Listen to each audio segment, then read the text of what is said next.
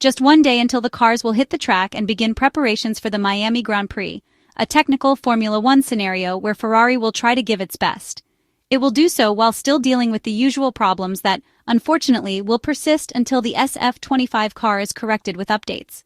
The first aerodynamic upgrade package is expected, this is true. In the meantime, however, Florida arrives, where putting together a good performance is mandatory to once again limit the damage against McLaren, Mercedes, and Red Bull. Ferrari team principal Frederic Vasseur appeared fairly calm in the usual press release that precedes the races. Few words, where the unusual livery of the Italian car is also commented on, a move that stems from the partnership with Hewlett-Packard, the main sponsor of the historic Italian team, which we will discuss later. As for the rest, the always cheerful Fred Vasseur, in mentioning the anniversary of the HP collaboration, also had some comments about the track. The French manager thus spoke about the necessary preparation tied to the efficiency of the working group, which will need to be at its maximum given the second race weekend of the 2025 Formula One season with the sprint format. It is about continuing on the path of progress started at the Bahrain International Circuit, where some encouraging signs were seen.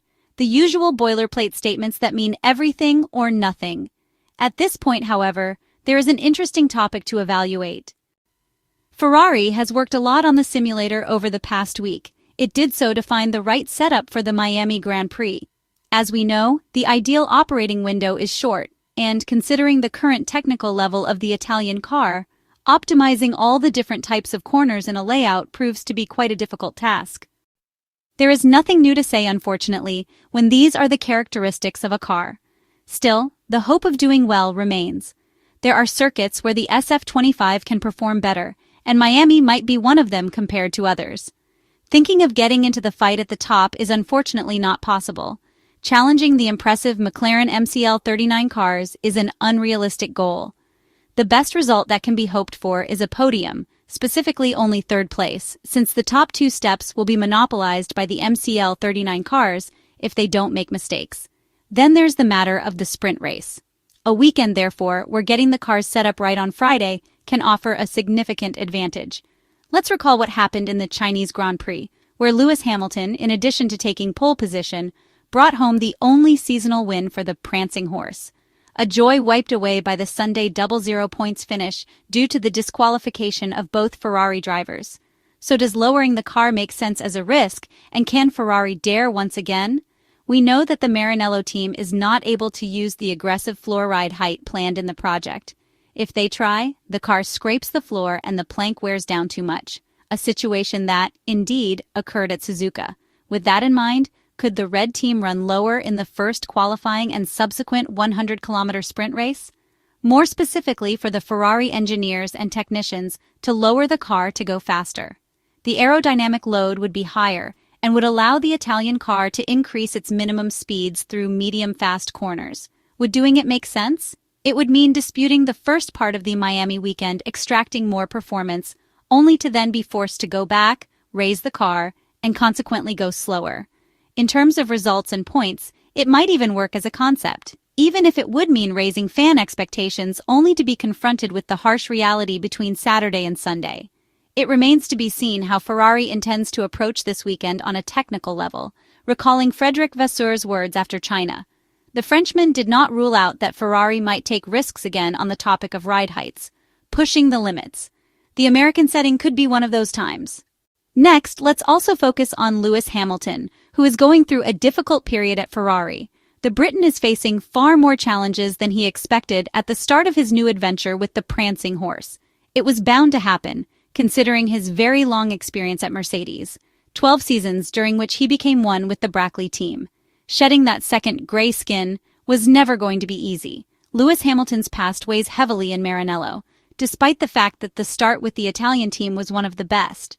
A grand unveiling, where at the Maranello factory he was welcomed like a hero. The legend meets the myth, read headlines around the world. Yet something broke down much earlier than expected.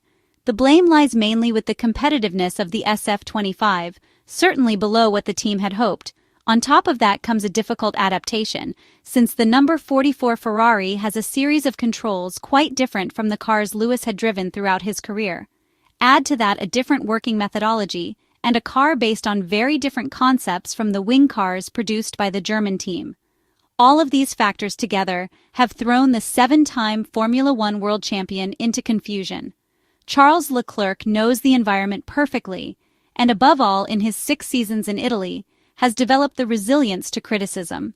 He has also gained the ability to drive above the problems of the car, as the situation currently faced by the historic team is nothing new for the Monegasque, who is well accustomed to gripping the wheel of a car, often not competitive enough to meet its goals.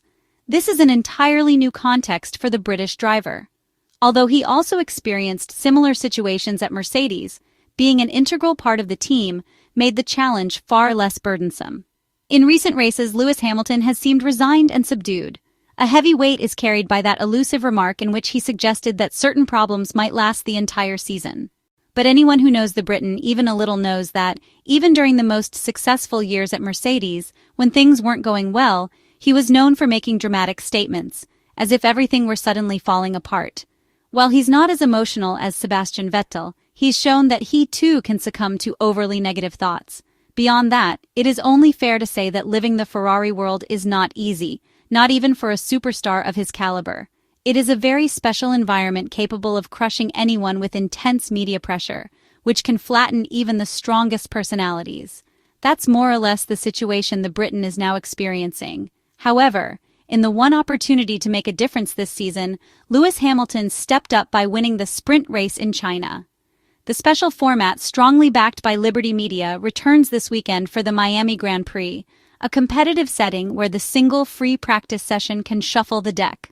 Lewis Hamilton referenced it during the presentation of the new livery, a marketing move to sell his identity on American soil, historically the most profitable market for the prancing horse since the 1960s.